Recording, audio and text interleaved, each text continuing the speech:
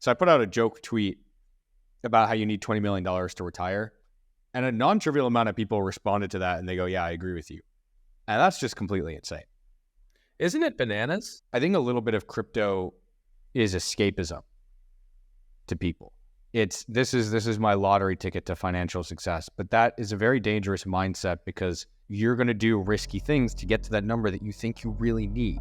The lesson there is if you target a certain P&L and trade to make a certain amount of money, you're going to lose. Trade what the market gives you. So you have to take what the market gives you, keep your eye on the ball, and not be so afraid of losses that's what you focus on. So it really involves a lot of discipline.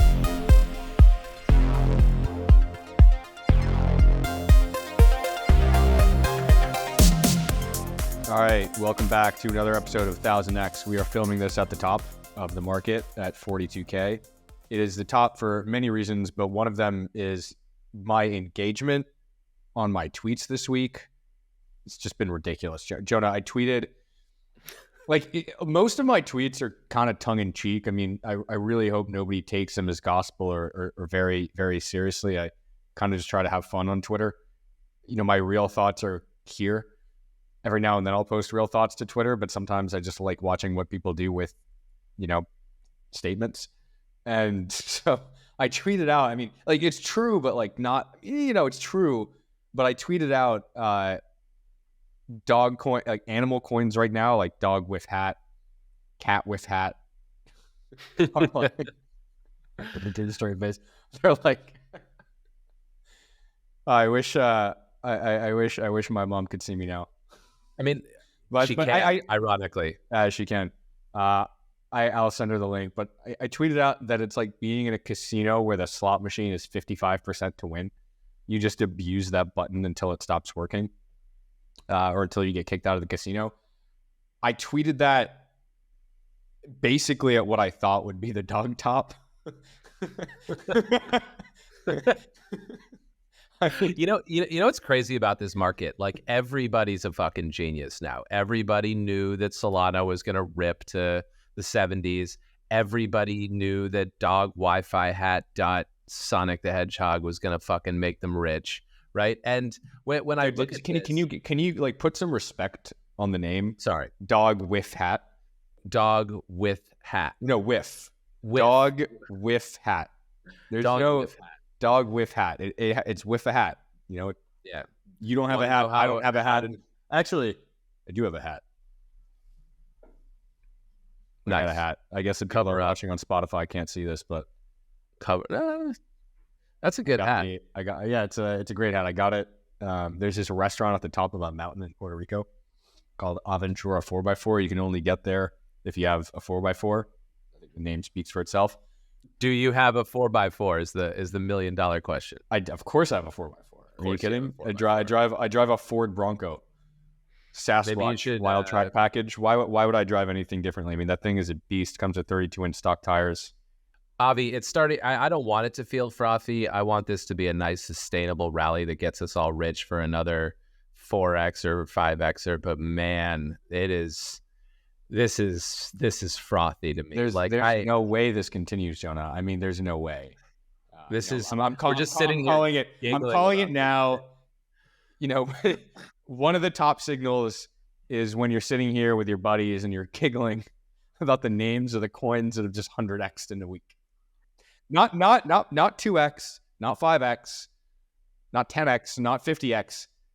You're giggling at the name of a coin that is 100x'd in a week. There's 1000x. I think it was the dog with hat one. That one 1000x'd. Oh, did it? I mean, I know it had to have 1000x because it came out small, but I think how long did it take 1000x? I thought it's been around for 10 days or something like that. I don't know. Yeah, I mean, at this point, if you're trying to pay attention to crypto and you have been asleep or just uninterested during the whole bear cycle, and now you're kind of waking up and getting back in, and you're looking at crypto Twitter, and you're like, oh wow, Jupiter's going to do an airdrop. Oh wow, I should be, buying a Saga phone to try and get some airdrop tokens. Oh wow, all these people who claim to be rich are talking about all this airdrop money that just landed in their account that they're not liquidating. I think in the absence of an actual use case, this just feels like froth to me. And like sorry, not an actual use case, a new use case, something that some tech unlock that's occurred in crypto. And to me, it's getting frothy. I'm nervous. Here's my bear argument, Jonah. This is my as they say, dumb bear argument. Well, what drove this rally? It was speculation on the ETF. All right, so now I'm pulling up data on the CME, and what you can see is that on October 11th, there was 1.89 billion in open interest on the CME. We actually had a peak of open interest on December 7th. We got to 5.11, and now we're down to 4.71. We've hit a plateau of TradFi front-running the ETF. So I think the people that are ready to buy on the news are basically just the algo traders and the actual inflows. But you have at least 3 billion just looking at CME. Let's discount it by half. Let's say 1.5 billion is front running flows, all from TradFi that are looking to exit on the launch of an ETF. Okay, so now you have 1.5 billion of selling. That's probably going to happen in the course of a week, if not sooner. And then you have a bunch of people outside that are looking at this and going, well, I'm going to sell once they start selling. And you're actually already seeing it. I mean, the open interest is down 400 million on the CME over the last 10 days. You have a ridiculous amount of froth in the market. You know, Bitcoin has gone sideways for the first time, consolidating for the first time since 25K, really. And you have, funding rates are not crazy elevated, but they're elevated. Those CME futures you're talking about, like you can clip 15 to 20% annualized percentage yield, no problem in this market. It's pretty crazy to me. That just shows you that there's not enough crypto native shops out there to do spot versus futures. I think you have to start getting on the sidelines now. If you're not on the sidelines, you're going to be in some. I think you could be in for some pain. I think a very easy way to get back in is just to start buying above 44. If you're wrong, I'm not doing anything right now. I'm just holding on to my core longs. I did not participate in a lot of this. I almost clicked on Bonk. I really liked Bonk. I didn't though. And if I had, and if I were holding a bunch of shit dog coins or frog coins or Bitcoin ordinals that are like BRC versions of ERC20 tokens, like I would be selling those. But I'm not that kind of trader. I think it's tough to buy those with any real size anyway. You can make 100K, you can make $1 million. You can't put 5 million into these things, turn it into 50. I guess Bonk you kind of could, but anyway, that's besides the point.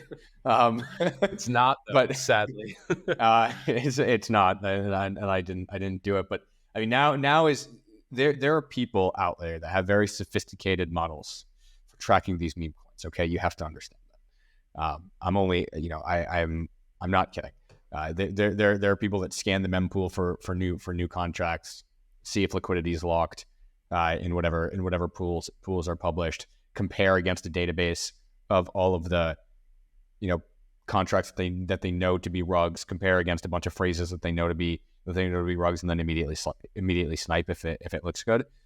You can ingest Reddit data, you can ingest Twitter data to basically track the activity of these coins. There's sophisticated operations out there that are pumping these things, and then every now and then you get a coin that breaks over into the mainstream, like Tech Bros, Silicon Valley Bros. For some reason, they really like Dog with Hat. Like I saw a few people tweeting about it. They're like, "This is really funny," which I guess makes sense. Their sense of humor isn't great, so. Why is it always a dog? Can you? You're a crypto native. Why? No. They're cats now too. I think it's cat. Yeah, but the big ones are always dogs. Listen, Avi, like here's what's amazing to me about crypto. When I was professionally, trading crypto every day, I would interview a lot of candidates for crypto jobs, crypto trading jobs. And you talk to these people, some of them are absolutely brilliant. And they've been doing some pretty advanced sort of systematic trading type research from their dorm rooms or, just wherever the heck they were hiding out. They'd have a day job and then they'd spend all night doing the sort of like mempool scanning type systematic analysis of meme coins that you talked about. Back in the, 2 years ago, it was like people just building MEV bots as side projects that were like generating sustainable income for these kids. I was blown away when I was going into crypto from commodities. I'm like, this market is frontier. Everybody's going to be absolutely idiotic. Like, there's not going to be much systematic stuff going on. And in reality, like when I got there, I was blown away by the sophistication of some of these young tech nerds who are building, systematic and quantitative strategies to trade crypto. It was actually competitive. And meanwhile, you look at the institutional side of things in assets like commodities or frankly, CME futures in Bitcoin, you can clip an easy 15 to 20% just buying spot versus selling futures. And, coming back to the commodities market right now, what I'm realizing is like there's some pretty low hanging fruit here because none of those kids care about jet fuel or gasoline, right? They all want to trade frog coins. So I think, just to wrap up this thought, what I'm realizing is like this, two things. Thing number one, if in crypto, if you're going to day trade, you've got to be sophisticated. It's not a market for idiots anymore and hasn't been for a long time. And thing number two, if this world of futurized, institutional grade products like CME, Bitcoin futures, and literally anything related to commodities still has so much low hanging fruit, I think what it tells you is that the walled garden of the CME and many of these other big exchanges just isn't inclusive enough. And maybe that speaks to crypto's mission of sort of democratizing finance. I think it's kind of unfair that, only a few people can touch some of these commodities and touch Bitcoin futures. Otherwise, there wouldn't be this yawning basis arb. It's literally arbitrage. It's risk-free. Yeah, I mean, basically anybody that wants to touch it, or anybody that can touch it right now, they're trading other things. They're in other places, which I think that what that tells you is just how much froth, how much perceived froth there is, and how much actual froth there is. Because what you have to do as a participant, you have to, where should I put my capital? What is the best use for my capital? And when you have something like a basis trade at 25%, and there are a lot of people voting with their feet, and they're saying, not good enough. Nah. Sorry, Yep. I'm not going to close it. I'm not bringing that to 20. That tells you the mindset that Bringing it people are to in. zero. Just by It tells you how allocated people are. It's just it's a very disconcerting thing. I mean, my view, Bitcoin always tends to top, by the way, in December or January. Except for this January. This January, it just ripped. Yes, this January, but that was after a after a really bad year. I'm saying if you rally into the end of the year, I do think that over the next 2 weeks, people are going to take some time off. Liquidity is going to dry up. Everybody that's allocated for the ETF is probably already allocated for the ETF at this point. If the ETF gets approved before January, I don't think people are making new allocations to the ETF until after January. That makes me think that BlackRock probably wants this thing to go live in January anyway. Fidelity probably wants this thing to go live. So my view here is pullback, reset, wash people out, and then you start to giga rally. Because I've been thinking about this a lot recently. What does a post-ETF world look like? It's very rare that you get the opportunity to launch an ETF like this with such a large consumer base. It's so rare. And so there are a lot of people that are fighting for it. You have Fidelity fighting for it. BlackRock's fighting for it. Vanguard, right? And so what you probably are going to get, or you're going to get a lot of resources dedicated to winning the first month, to winning the first 2 months. Because what's well known is that it's an 80-20 rule with ETFs, right? Even more, really. The biggest ETF will generally have, 80, 90% of the market share, just as liquidity begets liquidity. And so winning quickly is so important to everybody on this product because it's going to be a money driver for them. They're probably going to market very hard in the beginning. They're going to be very, very, because if they don't, then they run the risk of losing and they run the risk of their product just never taking off ever. So my view is that you're just cautious until you get a sell-off, and then whatever sell-off you get, Bitcoin's at 37K, maybe 38, you start chipping in at 40, 39, you get to 35. Every step down, you just want to be loading the boat on your cycle bags. And then post ETF, we should run pretty hard, because I think, maybe we pop it into the ETF and then come off, but I think inflows are actually going to come in. I'm going to put my reputation on the line, risk it all, and say that they're going to be some pretty substantial inflows, more than we expect. I just think that I think when we talk about those inflows, I hope that people out there go and listen to the previous episode of the 1000X podcast. How much crypto should you own? I mean, I saw something recently in the news saying that 50 million Americans own crypto. That's a pretty pathetic percentage of Americans owning crypto. I think a lot of people are going to go look at what 2023 was like in markets, and they're going to say, wow, the S&P did well, but Bitcoin, wow, what is this, best performing asset on the board by an order of magnitude? Maybe I should have 1 or 2% of my portfolio in that, just in case. Oh, and there's this super easy way to do it. And I see a BlackRock commercial 3 times every football game. Like, maybe I should buy some. So ultimately, I think you're right. I think the ETF will, we've been saying this on this podcast for a long time. It's going to debottleneck a lot of interest in Bitcoin that can finally flow in. I don't think there's enough capital sloshing around in the little crypto space right now to front run that. So I do think it'll cause a run. I'm just worried about the volatility of all this, because, there is, other than this ETF, there is nothing, society is not using crypto in new ways. I think it will soon, maybe even next year. But until that happens, like, we're not like... It kind of is. I mean, Solana is really, really picking up on the it's picking up on a narrative, right? Like, it's not picking up on, a bunch of merchants all over the country adopting it for payment. I think that comes with time. I also know that, what you're probably going to see in the beginning of 2024 is a lot of new applications are very likely to come out.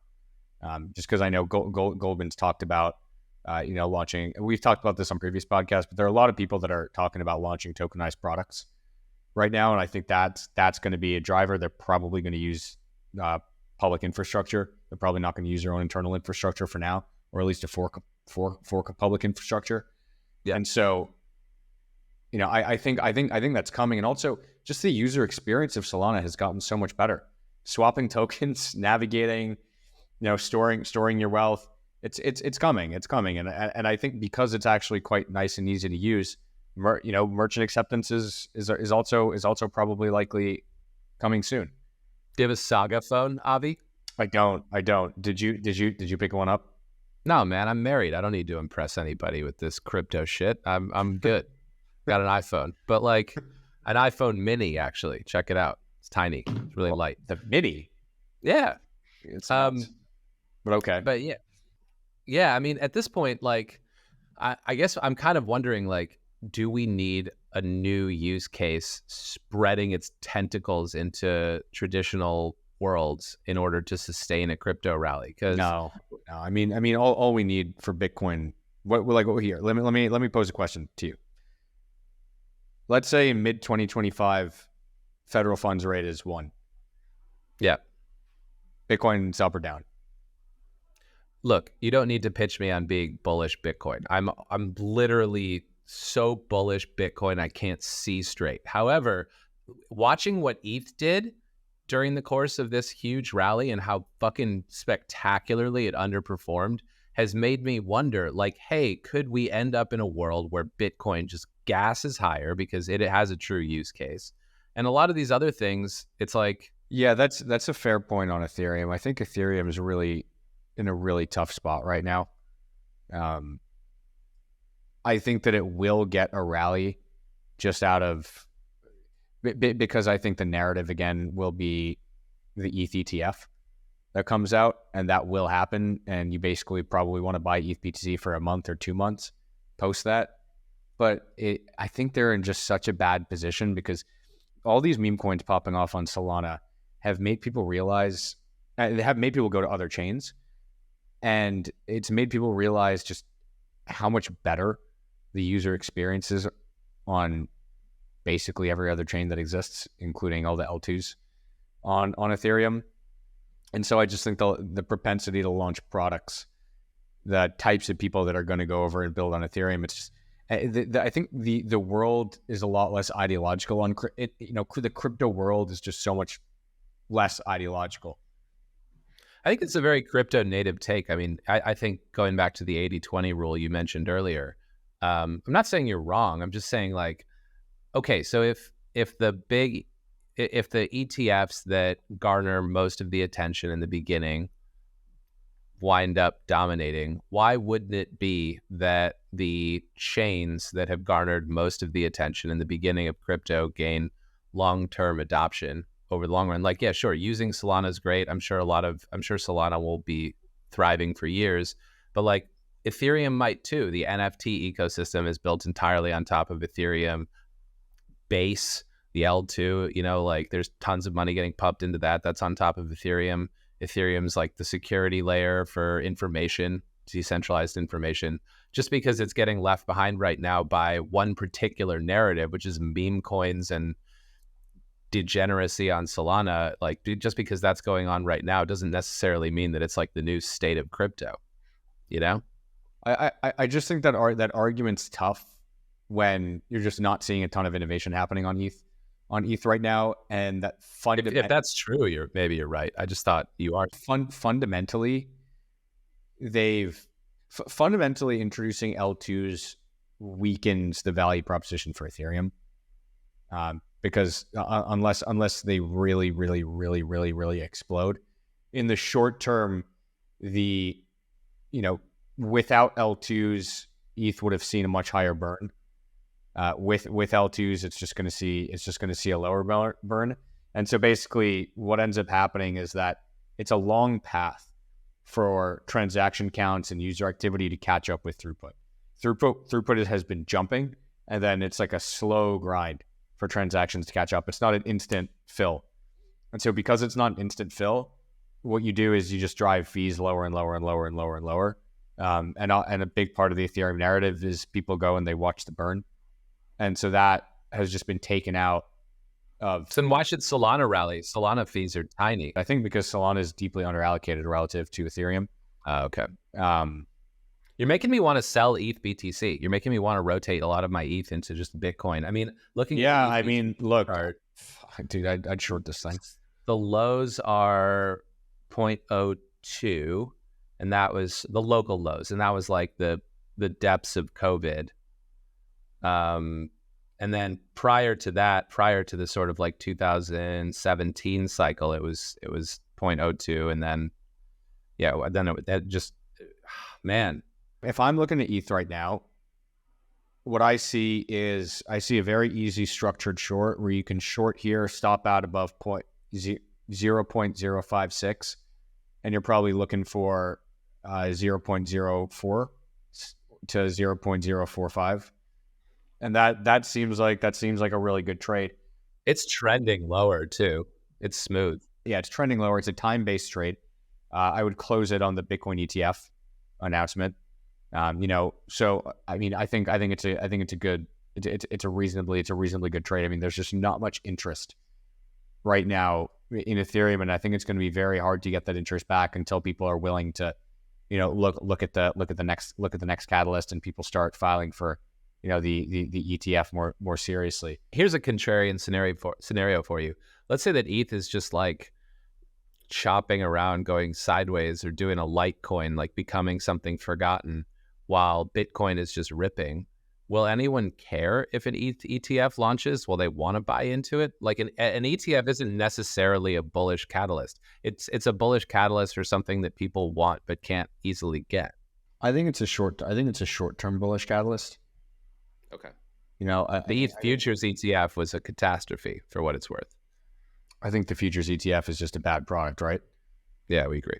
Yeah. So I mean, it's hard to extrapolate from that. I mean, I think the likelihood that the likelihood that ETH, radically underperforms BTC over the next year is pretty substantial in my mind. At this point, I think you could probably see, my best guess is that it bottoms around the ETF announcement. You see a 30 to 40% rally against Bitcoin, and then it starts to peter out if we haven't seen increased activity on ETH. Okay, realistically, the meme coin mania and the NFT mania on Solana is very different than what happened in 2021, where it was just all copycats kind of moving over from ETH, and then there would be the rotation play, and then Solana would pump, and AVAX would pump, and all these other things would pump. AVAX is pumped, but it hasn't seen the same organic trading community and attention that Solana has seen over the last, even though AVAX has actually outperformed Solana. It just hasn't seen that organic community. And so it's not about the price action, it's about that organic community. That kind of worries me, because that was always ETH smoke, is they had such a strong community behind it. The memes would launch, the NFTs would launch, they would attract, when new retail would come in, they were flipping stuff on Uniswap. Now they're on Radium. So there's just been this huge cultural shift away. And I think that moat is, that couldn't be understated for how important it was for Ethereum. And so now I look at ETH and I go, man, they've kind of just got the ETF. What you could see happen, because it always feels darkest, before dawn, is the ETF recatalyzes everything. And by the time ETH is up 30%, we're like, oh, why did we ever hate ETH? I mean, everybody's come back. Nobody's trading anywhere else again. Meme coins are popping off because ETH is popping off. Right. And so that is, that's a reasonable potential outcome, but it has been degraded. AVAX is a weird one. I do think that there's been a lack of meme coinery, and there's been a lack of interesting projects on AVAX. I think it just kind of pumped because people miss Solana. I hate AVAX. I always have. I don't get it. It doesn't make sense to me. It's kind of like the third best solution for literally any of crypto's use cases. At best, or at worst, it's just useless. And here's what I don't understand about AVAX. They went all in on gaming. Yeah. What the fuck is going on with that? Like, yeah, it feels like all the big games that are going to drop in crypto over the course of the next couple of years are going to happen on other chains. Like I hear a lot about ETH L2s. I've heard about a couple on Solana. Where's this? Like they made this big bet. Where's the payoff at this point? Yeah, it's a very, very, very good question. I think the answer is that, they definitely made a bet there. I think that they're pivoting a bit. They're trying to be the RWA chain now, as far as I can see it. Of course they are, as everything else, obviously they're trying to do that. I like the AVAX team. I think that they're good. I think that they're competent. I think that it's just a very crowded area. I think that the L1 space is just very, very, very crowded. And the reality is there's just not that many product developers. There's just not that many project developers.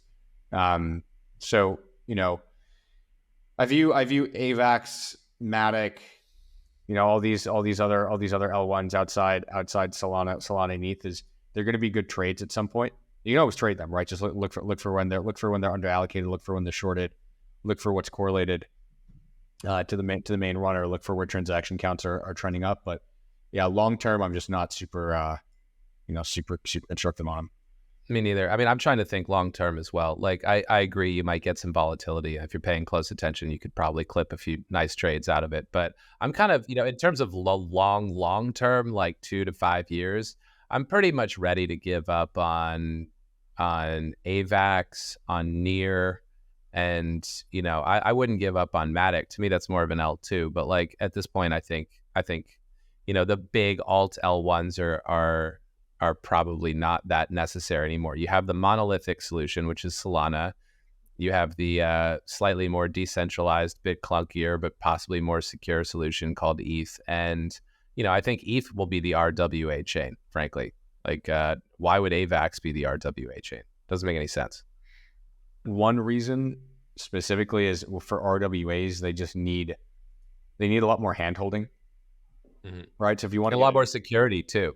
A lot of security handholding. So if you can introduce subnets on AVAX, then it'll be easier to onboard people from an RWA perspective if you give them full control over that. Near is kind of a funny one. They've sort of rebranded to AI. and they've been pumping off that narrative because everybody loves crypto XAI. Yeah. It's the new big thing.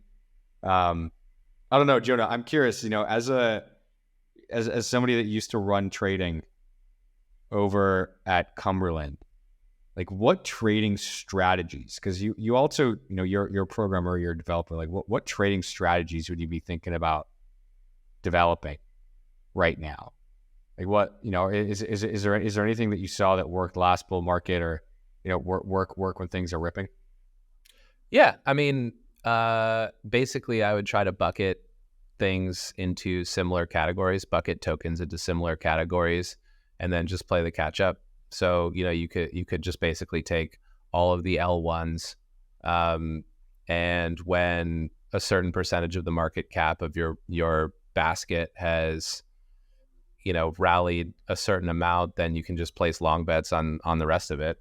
That might have worked in AVAX and NEAR doing these huge rallies on basically nothing, just following up on Solana, the alt L1 category, compound Aave, those two tend to trade in step with each other over the long run, but not in the short run. So, we've talked about these sorts of strategies on the podcast before, where you just play for mean reversion in the pair.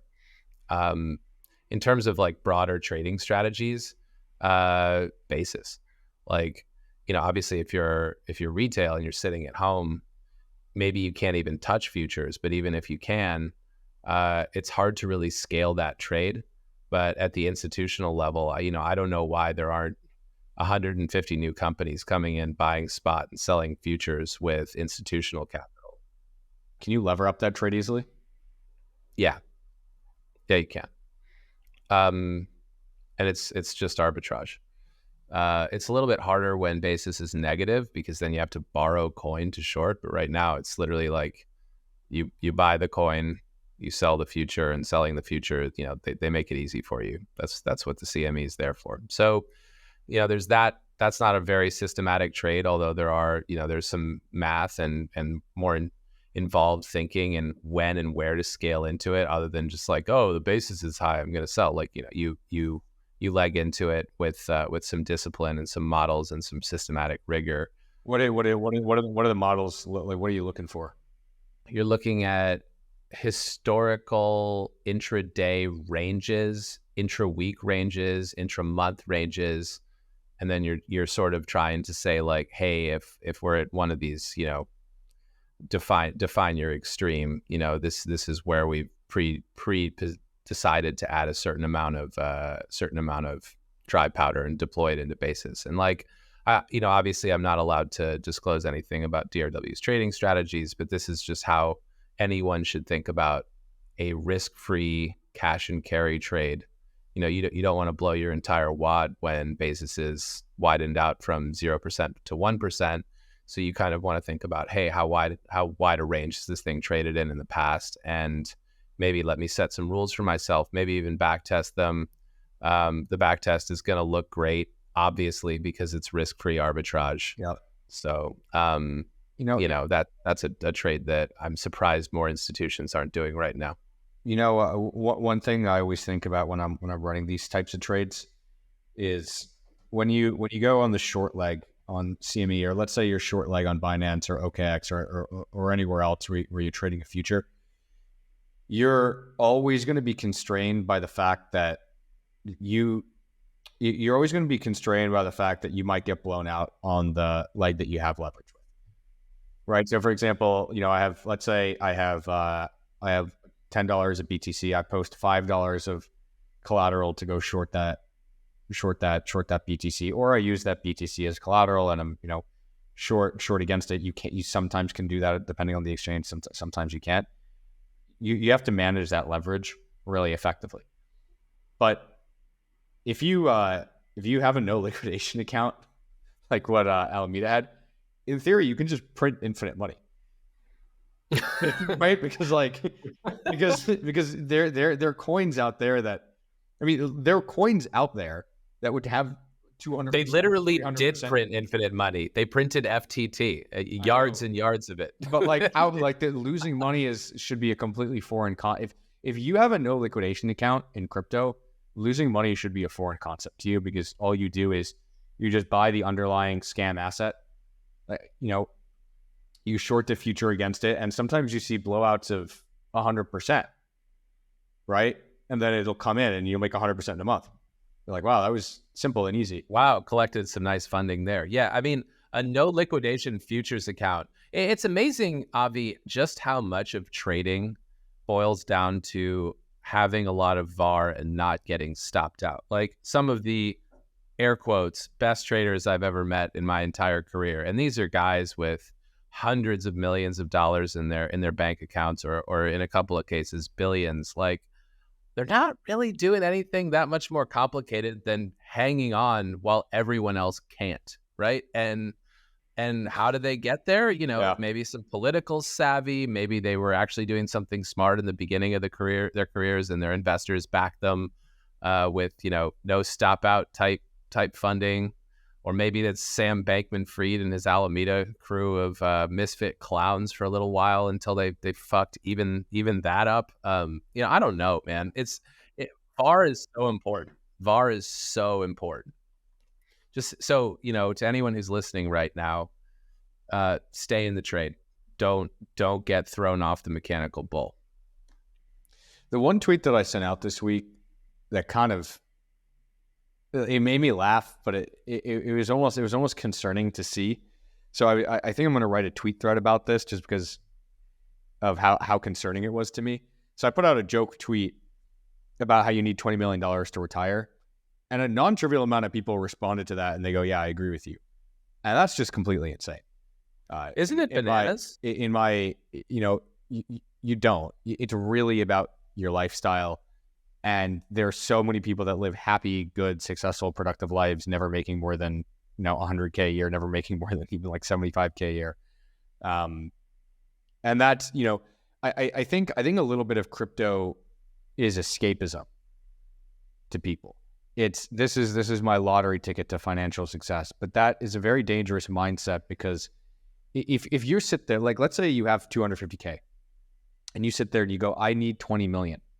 I need 20 million. That you're going to make bad decisions. You're just naturally going to make very bad decisions, because you're going to do risky things to get to that number that you think you really need. What you should really, I think people just have to really understand, look, it's not, at the end of the day, it's not about the money. Not to get philosophical, but I've made many decisions in my life that optimized away from money, actually. Optimized for learning, optimized for happiness, optimized for health. And I'm, if I had 3 times as much money as it did right now, if I had chosen a different path, I don't think I would be happier. That's a really important thing to mention. And also, just taking it back to market theory for a second, pretty much the seminal book of finance that most people read, I guess you could say there are a few. There's Liar's Poker by Michael Lewis, but one of the big ones is Reminiscences of a Stock Operator. Everybody reads that book, and it was written by a stock trader back 100 years ago on the whatever the stock trading pit or floor in New York was called back then. I forget. Anyway, he shares this anecdote where he says, I saw this really nice fur coat and I wanted it. And I looked at the price and I said, okay, I'm going to go to work the next day and put on trades that'll make me enough money to buy this coat. And then what happens is just a series of just one horrendous trade after another, and he loses pretty much all of his money. And the lesson there is, if you target a certain P&L and trade to make a certain amount of money, like if you're trading to make a coat or buy something, a house, an island, whatever it is that you think you need, a lifestyle, you're going to lose. Trade what the market gives you. Don't trade like some aspirational, capitalistic outcome in your personal life. And equally, what I would add, a sort of a corollary to that theorem that somebody taught me earlier in my career and has made me a much better trader as a result of it, is if you trade to not lose money, you'll just lose money. So much like you can't focus on trying to make a certain amount of money to buy something with your day-to-day trades. You focus on the market, not on what you want to buy. Equally, you can't be so scared of losing money that you focus on trading to avoid losses. Like you're trading to make money, not to lose money.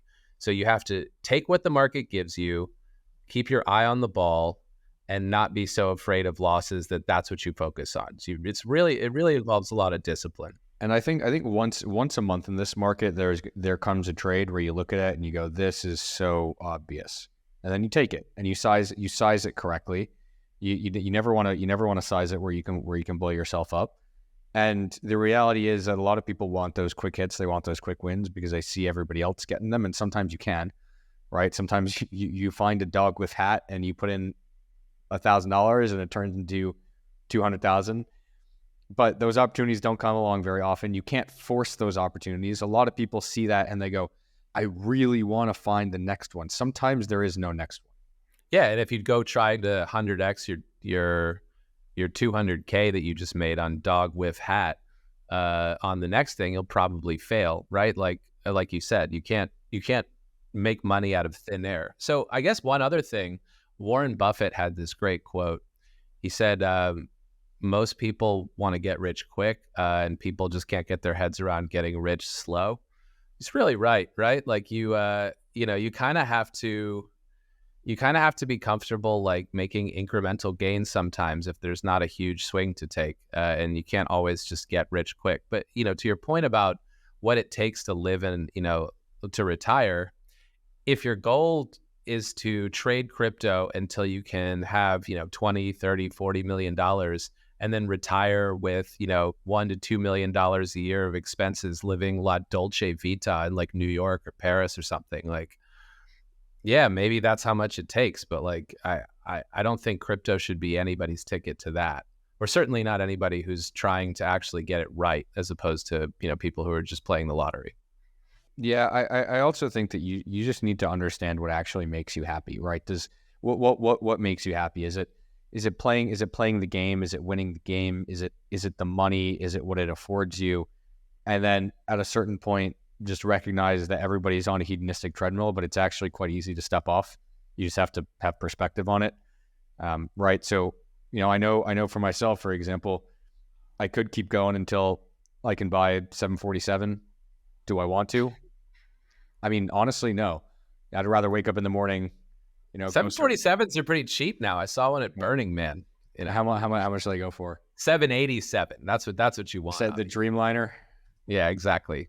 It's such a nice plane. Cathedral windows. Did you know that they personal? But anyway, what I was gonna say something really profound, Jonah, until you cut me off. But sorry, keep going. 900 million private Boeing 787 Dreamliner. Wow.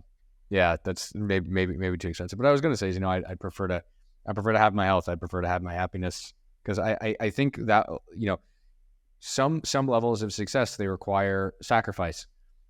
I mean, that level of success requires a tremendous amount of sacrifice. You basically need to make your life entirely about your work. You need to be obsessively focused, and these are all admirable qualities, but they come with drawbacks. And I think you need to get older. You need to be around these people, which I have been, and that teaches you a lot about what you want your life to look like, and what you can be happy with. There are people out there that can be happy with 5 million. There are people out there that can be happy with 1. There are people out there that won't be happy with 20. But you have to make sure it's really you. It's not, what your society is telling you, or what people around you are telling you, or, what your original dream was versus what reality is. And so I guess, I see this over and over and over and over. There are people out there that spend like 14 hours a day in front of their computer, like digging for things in crypto at the expense of their health, at the expense of their relationships, at the expense of their life. And I don't necessarily think that's a great, wonderful trade-off. It can be, if that's really, really, really, really what you want. But I think it's worthwhile having that perspective that it doesn't have to be that way. And by the way, I also think you can be successful in crypto working like if you do this like 3 to 4 hours a day, but you just actually focus, like you just do what you need to do instead of spending like 8 hours talking to people on Telegram about like nonsense. Or you build a process, like, or you build a process. I mean, like, like I think you could be ridiculously successful with the right alerts, with the right watch lists, with the right analytics tools. You probably can spend 3 to 4 hours a day on this and be in the top 1% of traders. I genuinely think that. I agree. I mean, I think ultimately, if your passion is trading crypto because you're interested in the market and it gives you that little intellectual tingle, then it's definitely worth spending a lot of time on. If you're like, well, this is the amount of money I want to have, it's more than I have now, and crypto seems to be the thing that could go up the most, so it's probably my ticket, I wouldn't necessarily recommend aping too much of your net worth into crypto other than maybe Bitcoin, just having it in the background. I mean, Bitcoin's, it depends on your size, right? Bitcoin's probably not going to get you anywhere. If you really want to make it big, like, if you want to take yourself into a new category, maybe, but like, I do think that in the next 5 years, Bitcoin will 5x from here. Probably not going to change that. I think people, let's say you have $5,000, right? What are you going to put your money in? Probably going to put your money in, you're probably just going to bet on a bull market. And you're probably just going to put your money in things like, the AI coins or Bitcoin beta or Ordies. Better odds than double zero. Way better, way better odds than double zero. I mean, that's a beauty. That's a beauty. This crypto thing. I take your point. It's a really good. By the way, I really like that analogy with the fur coat. The story with the fur coat. It's so true. Like anytime you have a goal in mind for your trading, what it forces you to do is it forces you to create opportunities where there might not be. Because in your mind, you're thinking to yourself, well, I want to hit this target. What is there that can help me get to this target? And the right answer might be there's nothing right now. But when you're in the mindset of looking for what will get me to that target, you find things, right? It's like when humans look around and they see faces and things, right? So if you're a trader, you will find a trade if you're looking for it. Yes. Right. Like, so this is what happens. Here's a little systematic pearl of wisdom, like a nice rule of thumb to follow. So the one exception to the fur coat rule where you can actually target a certain amount of P&L is when you have a back-tested strategy, right? You can say like, all right, well, this thing seems to consistently work over time. Let me dial up the risk to try and make X in a year. And so here's the type of drawdown. This is the rule of thumb. Here's the type of drawdown you should expect if you're doing that sort of trading, that sort of systematic trading. So let's say that you're trying to make $1 million in a year with your systematic strategy, and it has a back-tested Sharp of 2.0. So your target P&L is 1 million. You geared your risk until your target P&L is 1 million, and your back-tested Sharp is 2.0. So if your Sharp, let's say your Sharp continues to be 2 as you trade, let's just say that's the Sharp of your systematic portfolio. The largest, a one standard deviation peak to trough drawdown in your year to come is going to be your target P&L divided by your Sharp. So in this case, 1 million divided by 2.0. So you should expect sometime over the year to draw down from whatever P&L number you're at down 500 grand. That's like a one standard deviation P&L drawdown. And so I sort of think like if you're actually going to try to go for the fur coat, which you probably shouldn't do anyway, you had better have rigorously back-tested your trading process, adhere to it, and be super stone cold sober and mathematical about how much money you might see yourself losing at any given point during the year. So again, for 1 million, to target P&L divided by Sharp. And to me, that's like a really helpful way to kind of keep your head screwed on right when you're losing money and not do stupid shit. Wow, what a sober and thoughtful note to end on, Jonah. What we started with the froth, so we gotta reel it in. As always, it was a pleasure. A pleasure chatting with you. We went in some good circles this time. Yes, we did. So we'll see you next time. Hopefully, actually, I guess that's going to be New Year's.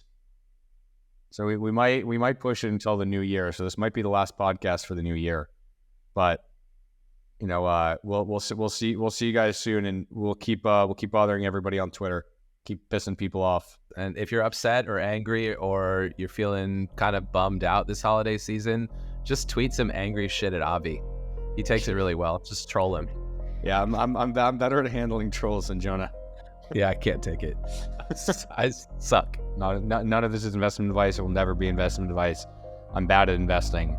Nobody should listen. Thank you. Same. Ditto. Love you guys. See you next Take time. care. Happy New Year.